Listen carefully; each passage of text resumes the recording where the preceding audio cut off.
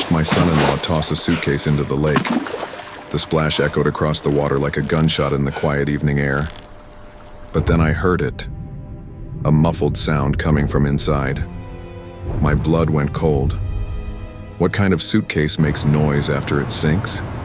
I've lived 72 years on this earth, and I thought I'd seen enough to recognize danger when it stared me in the face. But standing there on the dock behind my daughter's cabin that Saturday evening, watching the ripples spread across the dark water, I realized I'd been blind to the worst kind of threat. The kind that sleeps in your daughter's bed and calls you Dad. His name was Vincent. Not Vince. Never Vince. He corrected people with a smile that didn't quite reach his eyes. He'd married my Claire 3 years ago in a ceremony so perfect it felt rehearsed. I remember thinking then that something about him seemed polished in a way that made me uneasy, like a rock tumbled smooth by too much handling. But Claire glowed when she looked at him, and I told myself I was just being an overprotective father who couldn't let go. I was wrong. The evening had started normally enough. I'd driven up to their lake cabin to drop off some of Claire's childhood photo albums she'd been asking for. She wasn't home when I arrived. Just Vincent standing in the driveway with that suitcase in his hand. Navy blue, expensive looking, the kind with reinforced corners and a sturdy zipper. He seemed startled to see me. His jaw tightened for just a fraction of a second before that practiced smile slid into place. I asked where Claire was.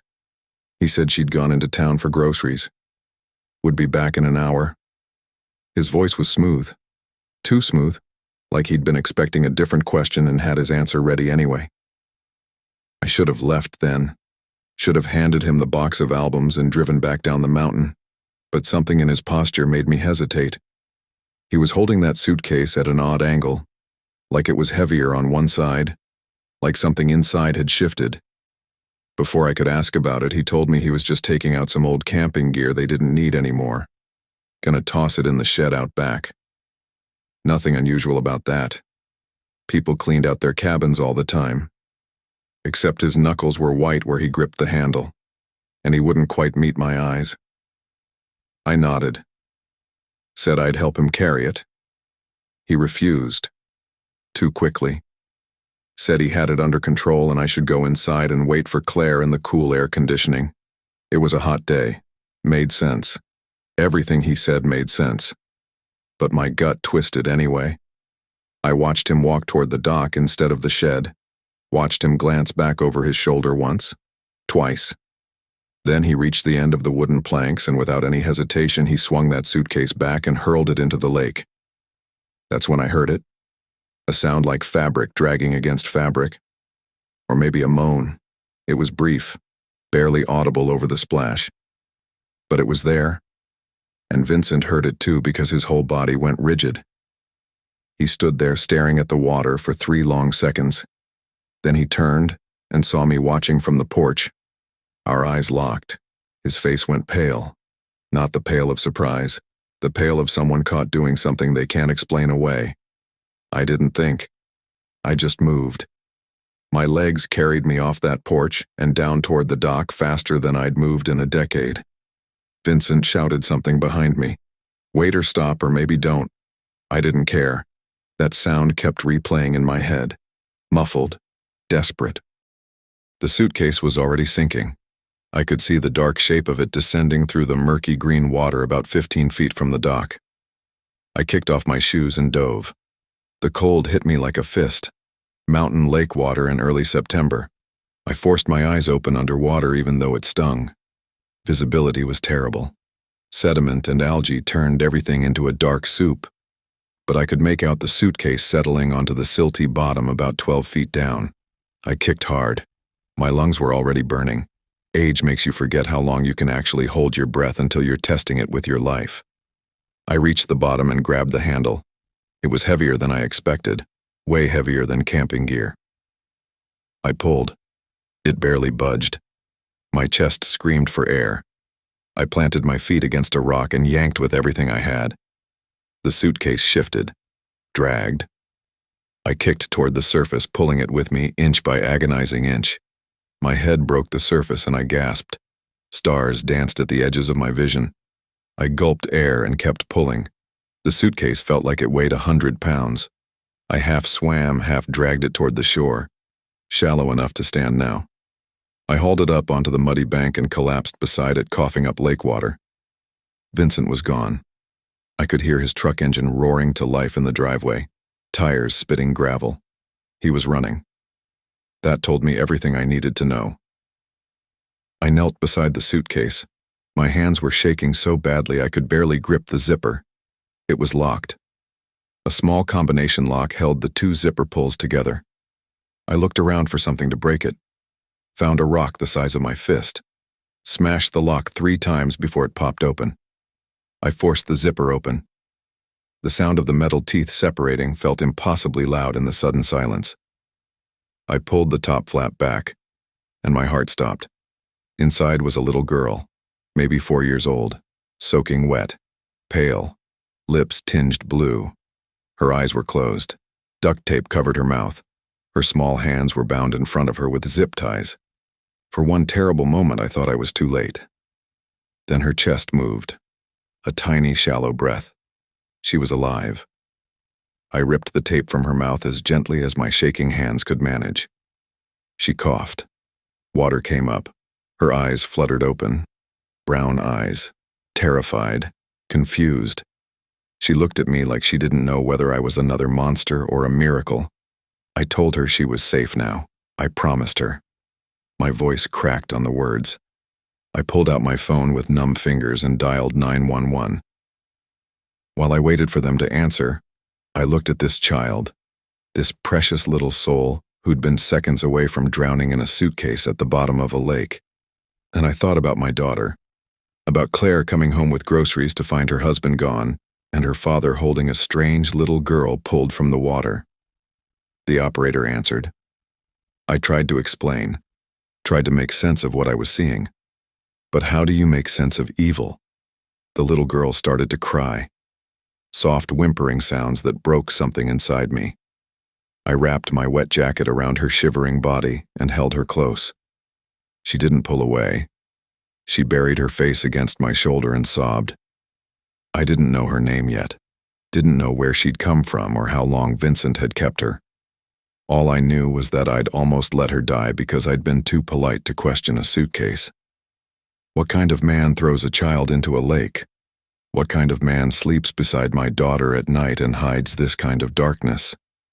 And the question that terrified me most as I heard sirens approaching in the distance.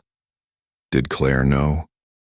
The ambulance arrived in 8 minutes, but it felt like 8 hours.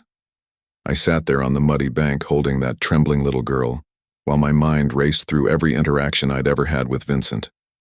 Every family dinner, every holiday, every time he'd smiled at Claire across the table. Had I missed signs? Had there been moments when the mask slipped and I'd been too trusting to notice? The paramedics were gentle with her. They wrapped her in thermal blankets and checked her vitals while a female EMT knelt down to her eye level and spoke in a soft voice. Asked her name. The little girl's voice came out as barely a whisper. Petra. Her name was Petra. She was 5 years old. Not 4 like I'd guessed. Small for her age. The EMT asked where her mommy was. Petra's face crumpled and she started crying again. That told me enough. A sheriff's deputy arrived right behind the ambulance. Young guy. Couldn't have been more than 25. But his eyes were sharp and hard when he looked at the open suitcase still lying on the bank. He asked me to explain exactly what happened. So I did. Every detail. The way Vincent had been holding the suitcase. The sound I'd heard. The look on his face when he realized I was watching. The way he'd run. The deputy radioed it in. Within 20 minutes, there were 4 more squad cars and 2 detectives. One of them was a woman in her 40s with gray streaks in her dark hair pulled back in a tight bun. She introduced herself as Detective Carmen Ruiz. She had kind eyes but a voice that meant business. She took my statement again. More detailed this time. Then she asked the question I'd been dreading. Where was my daughter? I told her Claire had gone into town for groceries. Should have been back by now, actually. Detective Ruiz exchanged a look with her partner, a tall black man named Detective Foster. He was already on his phone making calls, checking to see if Vincent's truck had been spotted, putting out an alert. Detective Ruiz asked if I had any idea where Vincent might run. I realized with a sick feeling that I didn't know much about him at all.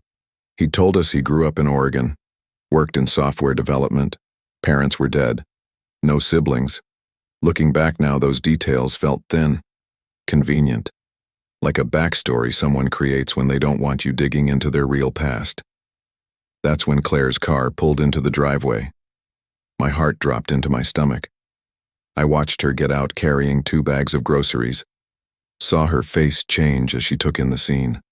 The emergency vehicles, the flashing lights, the deputies, me standing there soaking wet, covered in lake mud. She dropped the bags. Apples and cans rolled across the gravel. She ran toward me asking what happened. Was I hurt? Why were the police here? Where was Vincent? Her voice climbed higher with each question. I could see the panic building in her eyes, the confusion. She didn't know. I could see it in her face. Whatever Vincent was, whatever he'd done. Claire had no idea. Detective Ruiz intercepted her before she reached me, introduced herself calmly, asked Claire to come sit in one of the vehicles so they could talk. Claire looked past her at me. Dad, what's going on? Please. Her voice broke on that last word. I wanted to protect her from what was coming, wanted to somehow shield her from the truth. But there was no way to make this gentle. I told her Vincent had tried to drown a little girl. Told her I'd pulled the child out of the lake. Watched my daughter's face as she processed words that didn't make sense in any reality she understood. She shook her head. No. That's not possible. There's been a mistake. Vincent wouldn't. He couldn't. But even as she said it, I saw doubt flicker across her features. Some part of her was already remembering things. Small things that hadn't made sense at the time. I could see it in the way her eyes unfocused, the way her hand came up to her mouth. Detective Ruiz guided her to a squad car. I started to follow, but Detective Foster stopped me, asked if I'd be willing to come down to the station to give a formal statement. Of course I would. Anything to help. But I needed to be there for Claire. He understood, said they'd talk to her first, get her account of Vincent's behavior, any details that might help them find him. I watched through the squad car window as my daughter's whole world collapsed, saw her shoulders shake, saw Detective Ruiz hand her tissues. This was the man Claire had chosen to build a life with, the man she'd trusted with her heart, her future, maybe even children someday. And he'd been hiding something so monstrous that he was willing to murder a child to keep it secret. One of the crime scene techs was photographing the suitcase. Another was carefully bagging the zip ties and duct tape. Evidence. I heard one deputy radio in that they'd found fresh tire tracks leading away from the property. Vincent had a head start, but he couldn't have gotten far. Not yet. They were setting up roadblocks on the highway, checking bus stations and train depots. Detective Foster asked me about Vincent's habits. Did he have friends in the area? Places he liked to go? I realized I couldn't answer most of his questions. Vincent had always been private, kept to himself except for family gatherings. Claire had mentioned once that he worked from home most days, didn't go into an office. Now I wondered if he'd even had a real job at all. An hour passed, then another. They took me to the station like they'd said, had me sit in a small interview room with bad coffee and fluorescent lights that hummed. I gave my statement to a recorder, signed papers, answered the same questions 3 different ways, all while my mind kept circling back to that sound from inside the suitcase, that muffled, desperate sound that almost wasn't loud enough to hear. What if I hadn't been there? What if I'd come an hour later? Or what if I'd believed Vincent's excuse about the camping gear and gone inside to wait? Petra would be at the bottom of that lake right now, dead because I'd been polite, because I hadn't trusted my gut. Detective Ruiz came in around 9 that evening. She looked tired. Told me they'd taken Claire to stay with a victim advocate. She was in shock but physically unharmed. They'd searched the cabin, found a locked room in the basement. When they'd broken the door down, they'd found it set up like a cell, a mattress on the floor, chains bolted to the wall, children's clothing in sizes ranging from toddler to preteen. My stomach turned. How long had this been going on? How many children had Vincent hurt? Detective Ruiz said they were looking into missing persons reports going back 5 years, cross-referencing with the time Vincent had lived in the area. But his background was murky. Vincent Marsh wasn't even his real name. The social security number he'd used to get married was stolen from a man who died in 2008. Everything about him was fake, a carefully constructed lie. And my daughter had been sleeping next to him for 3 years. They let me go around midnight, told me to stay available for follow-up questions. I drove straight to the victim advocate's office where they'd taken Claire. Found her in a small room wrapped in a blanket even though it wasn't cold. Her eyes were red and swollen. When she saw me, she broke down again. I held her. Let her cry into my shoulder the way she used to when she was little and the world hurt too much. She kept saying she should have known. There must have been signs. Why didn't she see it? I told her the same thing I'd been telling myself. Monsters are good at hiding. That's what makes them dangerous. But I could tell she didn't believe me. Didn't forgive herself. Maybe never would. We sat there until dawn. Didn't talk much. Just existed in the awful silence of everything that had shattered. Around 6 in the morning, Detective Ruiz called. They'd found Vincent's truck abandoned at a rest stop 40 miles north. He'd switched vehicles, probably stole another car from the parking lot. But they had his picture out to every law enforcement agency in 3 states. It was only a matter of time. Claire asked about Petra. What would happen to her? Detective Ruiz said she was at the hospital, dehydrated and hypothermic but stable. They were trying to locate family. Petra had been reported missing from a grocery store parking lot 6 days ago. Her mother had turned her back for 30 seconds to load bags into the car. When she'd looked back, Petra was gone. The mother had been beside herself, blamed herself every second since. 6 days. Vincent had kept that little girl locked in his basement for 6 days while my daughter lived upstairs. While they'd eaten meals together and watched television and pretended everything was normal. The thought made me sick. I asked Claire if she'd ever heard anything. Any sounds from the basement? She shook her head. Said Vincent had told her that room was his workshop. Kept it locked because he had expensive equipment in there. She'd never questioned it. Why would she? You don't assume the man you love is a predator. But then her face changed. She remembered something. A few months ago, she'd mentioned the room smelled weird when she'd walked past. Kind of musty and unpleasant. Vincent had said it was mold. He'd take care of it. And she'd believed him because you believe the people you love. How do you come back from that? How do you ever trust your own judgment again? 3 days passed with no sign of Vincent.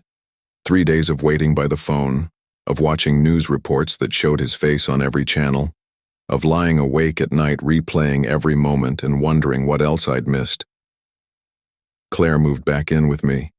Couldn't stand to be in that cabin anymore. Couldn't sleep in the bed she'd shared with a man whose real name she didn't even know. She barely spoke those first few days. Just sat in the living room staring at nothing while I made food she didn't eat and coffee she let go cold. I recognized that look. I'd seen it once before on her mother's face during the worst days of her cancer. That hollowed-out expression of someone whose reality had been ripped away and replaced with something unrecognizable. Sometimes betrayal cuts deeper than any physical wound. On the 4th day, Detective Ruiz called. They'd identified 3 more missing children that might be connected to Vincent. 2 boys and a girl. Ages ranging from 4 to 8. All taken within a 100-mile radius over the past 2 years. All from brief moments when parents had looked away. A playground, a department store, a birthday party at a park. Vincent had been a ghost. Patient. Careful. Until he'd gotten comfortable enough to keep Petra at the cabin. That's where he'd made his mistake. They asked if Claire would be willing to look through some items they'd recovered from the basement. see if she recognized anything that might tell them where Vincent would run. She agreed, even though I could see it was tearing her apart. We drove to the station together. I held her hand in the waiting room while she stared at the gray walls and trembled. Detective Foster brought out a cardboard box. Inside were notebooks, dozens of them, filled with Vincent's handwriting. Claire's face went white when she saw them. She'd seen those notebooks before. Vincent had told her they were work journals, project notes, and coding documentation. She'd never looked inside because why would she invade his privacy like that? But they weren't work journals. They were hunting logs, detailed observations of children, their routines, their parents' schedules. Which ones were left alone for even a moment? Vincent had been watching families for months before he'd taken their children. He'd documented everything with the cold precision of someone studying insects. No emotion, no guilt, just data. One notebook had Claire's name on the cover. My daughter's hands shook as she opened it. Inside were entries about her. When she left for work, when she came home, her habits, her schedule, the layout of the cabin. Vincent had been documenting her too, studying her, making sure she'd be the perfect cover. A kind, trusting woman who worked long hours and didn't ask too many questions. He'd selected her the same way he'd selected those children. Claire dropped the notebook like it had burned her. She ran for the bathroom. I heard her getting sick. Detective Ruiz followed to check on her while I sat there staring at that box of evil. This man had methodically destroyed my daughter's life, had used her goodness as camouflage for his crimes. And she was blaming herself for not seeing it. When Claire came back, her eyes were red, but her jaw was set. She told Detective Ruiz she wanted to help, whatever they needed. She'd go through every page if it meant finding him. So that's what we did. Spent the next 6 hours in that station reading through Vincent's sick documentation while detectives cross-referenced locations and dates. That's when they found it. A reference to a storage unit in a town called Millbrook, about 90 miles away. Vincent had rented it under another fake name 2 years ago, paid cash annually. The notebooks mentioned it 3 times, always cryptically, always in the context of keeping things safe, things he couldn't risk having at the cabin. Detective Ruiz assembled a team. They got a warrant within 2 hours, asked if Claire wanted to stay behind, but she refused. She needed to see, needed to know the full truth of what she'd been living with. I tried to talk her out of it, but she had that look in her eyes, the same stubborn determination she'd had as a kid when she'd made up her mind about something. She was going, and nothing I said would stop her. We drove in convoy, 3 police vehicles and an evidence van. The storage facility was one of those grim industrial places on the edge of town. Rows of identical orange doors secured with padlocks. The manager was a nervous man in his 60s who kept apologizing even though he hadn't done anything wrong. He led us to Unit 47, hands shaking as he cut the lock with bolt cutters since Vincent had the key. The door rolled up with a metallic screech. The smell hit us first, musty and chemical, like cleaning products trying to cover something organic. Detective Foster went in first with his flashlight. Then we heard him swear under his breath. He came back out looking pale, told Claire maybe she should wait in the car. She pushed past him anyway. I followed her inside. Wished immediately that I hadn't. The unit was packed with plastic storage bins, clear ones. We could see what was inside without opening them. Children's shoes, dozens of pairs, all small, all worn, clothing, toys, a stuffed rabbit with one ear missing, a red jacket with a name tag that said Lucas. These were trophies, pieces of the children Vincent had taken, pieces of lives he'd destroyed. Claire's legs gave out. I caught her before she hit the concrete floor. She was making a sound I'd never heard before, something between a sob and a wail. The sound of a soul breaking, because seeing it made it real in a way nothing else had. Those notebooks could have been fiction. Disturbing fiction, but still just words on paper. But these items belonged to real children. Children who'd been loved and lost. Children Vincent had hurt while my daughter slept upstairs. The evidence team started cataloging everything, taking photographs, bagging items. Each bin had a number written on it in marker. 17 bins total. 17 children. Maybe more if some bins contained items from multiple victims. Detective Ruiz was on the phone coordinating with missing persons databases, trying to match items to open cases. Her voice was steady, but I could see the rage in her eyes, the absolute disgust. In the back corner they found something else. A small camping cooler. Detective Foster opened it carefully. Inside were IDs, driver's licenses and passports and social security cards, all belonging to different men, all roughly Vincent's age and build.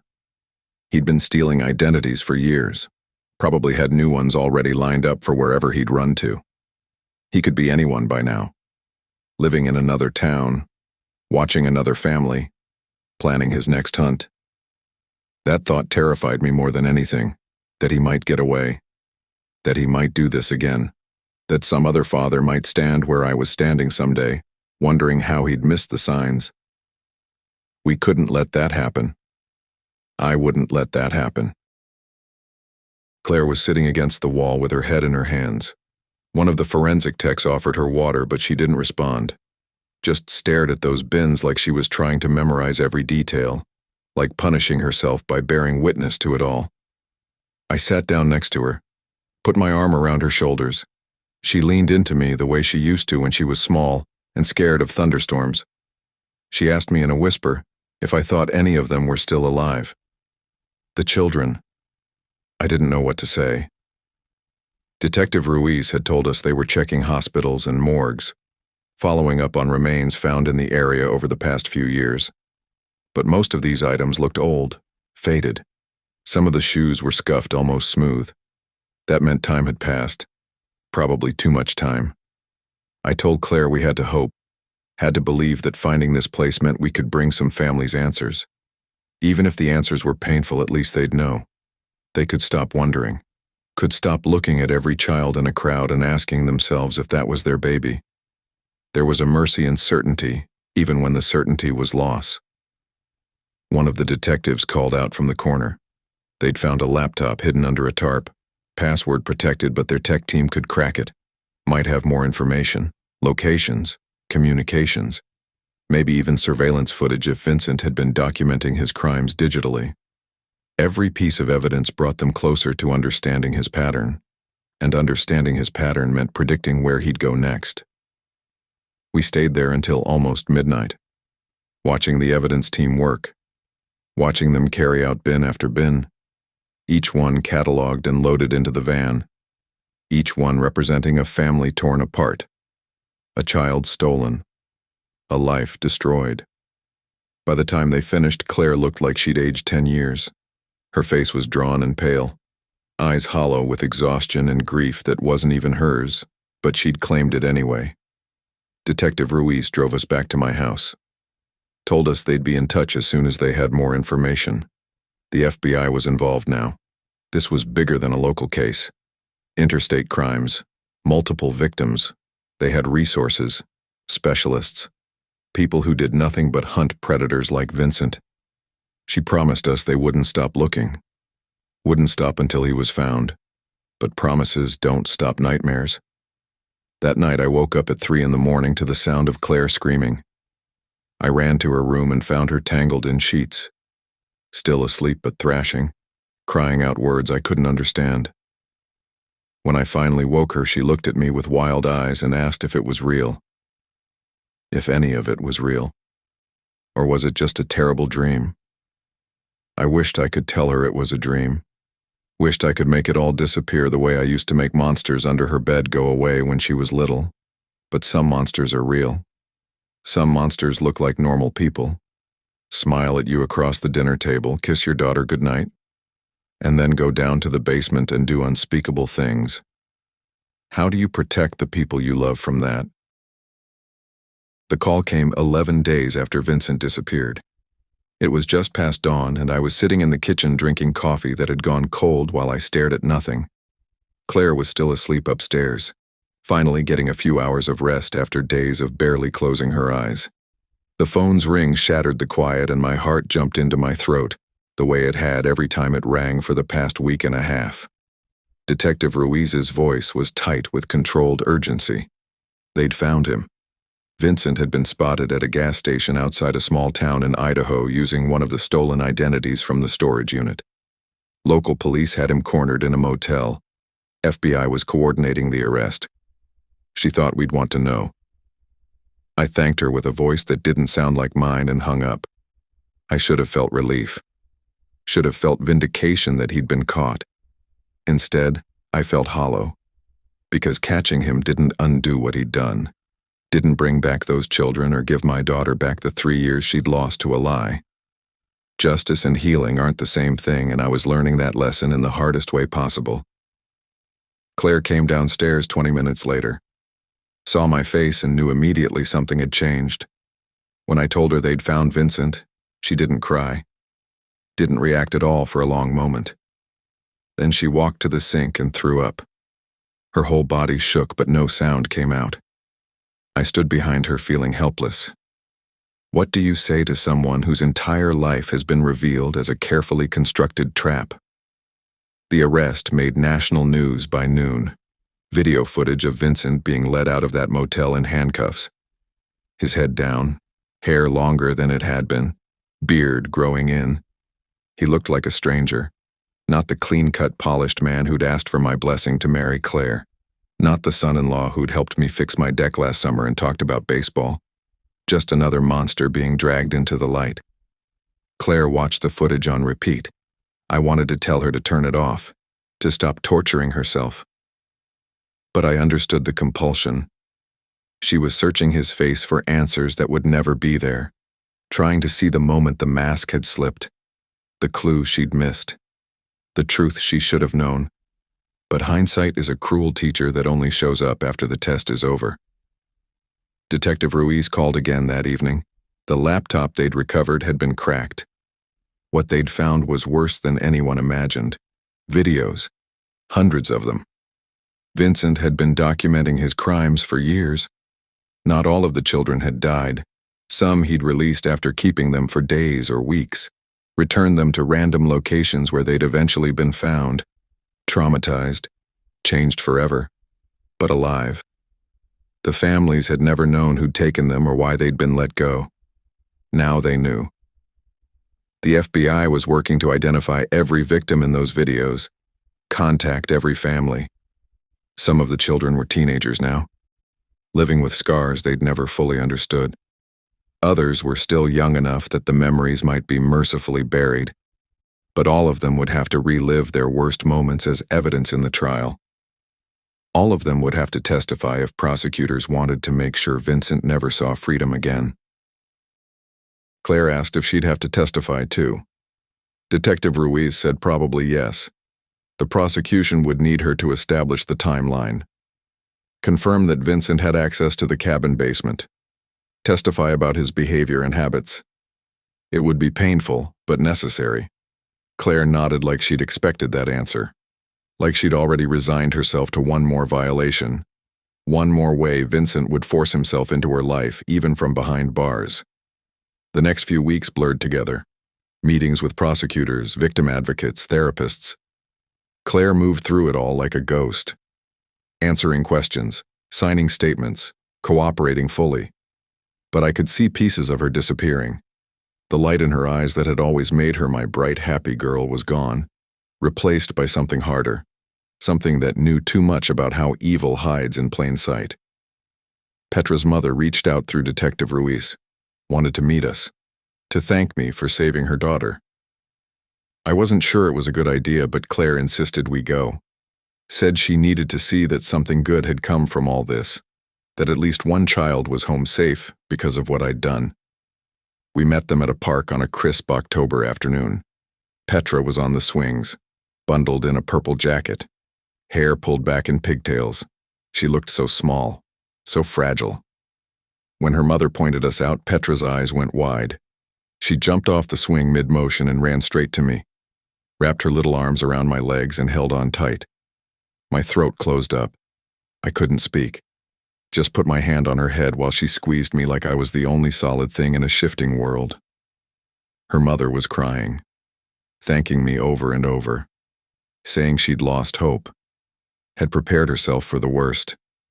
And then police had called saying Petra was alive, was safe, because a grandfather had been paying attention, had trusted his instincts, had acted when it mattered. I told her I'd just done what anyone would do, but she shook her head. Most people don't. Most people convince themselves they're imagining things, talk themselves out of making a scene, and children die because of it. Claire knelt down to Petra's level, asked her how she was doing. Petra looked at her with those serious brown eyes and said she still had bad dreams sometimes, but her mommy said bad dreams couldn't hurt her, that the bad man was locked up and couldn't come back. Claire's face crumpled. She pulled Petra into a hug and whispered, "I'm sorry. I'm so sorry." Over and over like a prayer. Like if she said it enough times, it might absolve her of sleeping under the same roof where this child had been caged. Petra didn't understand why Claire was apologizing. She just hugged her back and patted her shoulder the way kids do when they're trying to comfort adults. It was the most heartbreaking and beautiful thing I'd ever seen.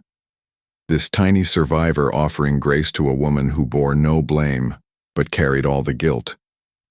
We stayed at that park for an hour, watched Petra play, listened to her mother talk about the therapy sessions, the nightmares that were getting less frequent, the slow, painful road back to normal. She said Petra asked about me sometimes, called me the swimming grandpa, wanted to know if I was okay too. Because even at 5 years old, she understood that trauma spreads in ripples, that everyone who touches darkness carries some of it away. When we left, Claire cried for the first time in days. Real tears. Not the hollow-eyed shock or the bitter grief. Just clean, honest sorrow. She said watching Petra play reminded her that survival was possible, that maybe there was a version of the future where she could breathe again without feeling like she was inhaling broken glass. I told her there was. That healing takes time, but it does happen. I wasn't sure I believed it, but she needed to hear it. The trial came 8 months later. Vincent pleaded not guilty despite the mountain of evidence. His lawyers tried every trick, claimed the videos were doctored, that the storage unit had been planted, that he was being framed by some vast conspiracy. None of it held water. The prosecution presented testimony from 12 identified victims, showed the videos, the notebooks, the timelines that matched perfectly with missing persons reports. The jury deliberated for 4 hours. Guilty on all counts. Claire was there when the verdict was read, sat in the gallery with her hands folded in her lap and her face carefully blank. When they announced guilty on the first count, her shoulders dropped like she'd been holding her breath for 8 months. By the 12th guilty verdict, she was crying silently. Not from joy, just from the exhaustion of carrying that weight and finally being allowed to set it down. Vincent looked back at her once as they led him away. I saw him mouth something. Couldn't tell what. Claire's face went hard as stone. She stared back at him without blinking until he was gone from sight. Later she told me he'd said, "I love you." Even then. Even after everything. He was still trying to manipulate her. Still trying to make her doubt. Make her think maybe some part of him had been real. But she knew better now. Knew that real love doesn't lock children in basements. Doesn't lie about every single detail of a life. Doesn't use someone's kindness as a weapon. Whatever Vincent felt, it wasn't love. It was ownership. Possession. The same sick need that made him take those children. And she was done letting him define any part of her reality. Sentencing came 2 weeks later. 17 consecutive life sentences without possibility of parole. The judge's voice was steady and cold as winter when she told Vincent he would die in prison. That he would never again have the opportunity to hurt a child. That the rest of his existence would be spent in a cage the way he'd caged his victims. Vincent didn't react. Just stared straight ahead, like he was already somewhere else. We walked out of that courthouse into autumn sunlight. Claire stopped on the steps and tilted her face up to the sky. Closed her eyes. Breathed.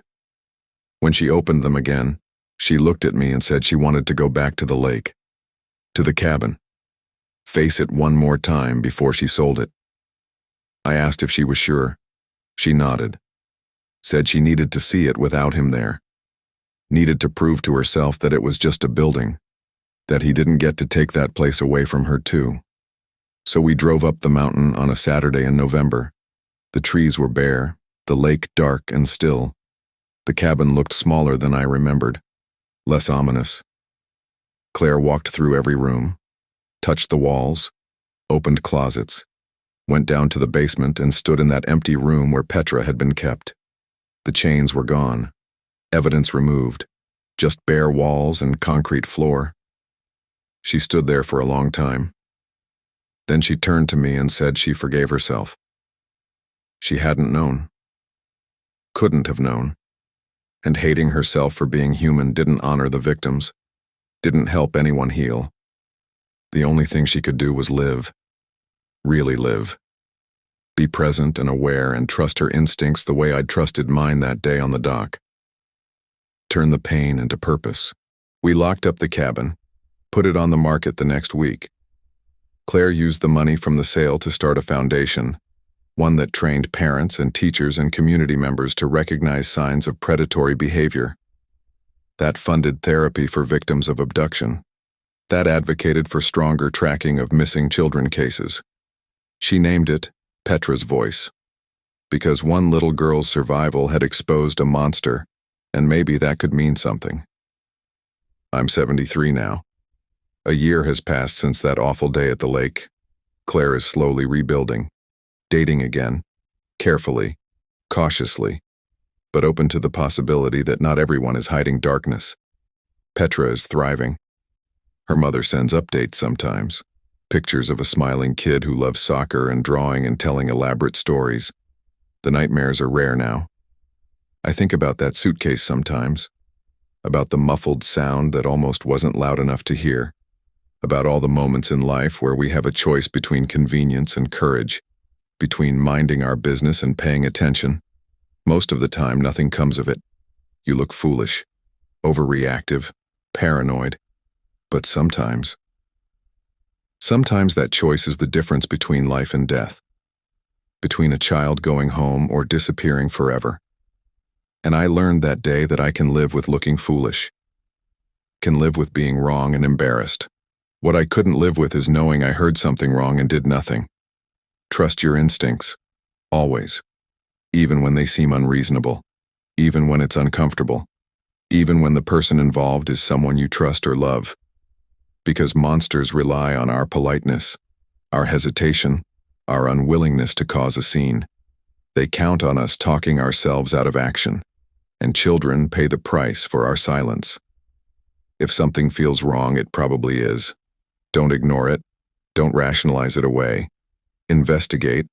Ask questions. Make the call. Be the person who acts when everyone else looks away. Because you might be wrong 99 times. But that one time you're right, that one time you save a life, that makes all the awkwardness worth it. I watched my son-in-law toss a suitcase into a lake.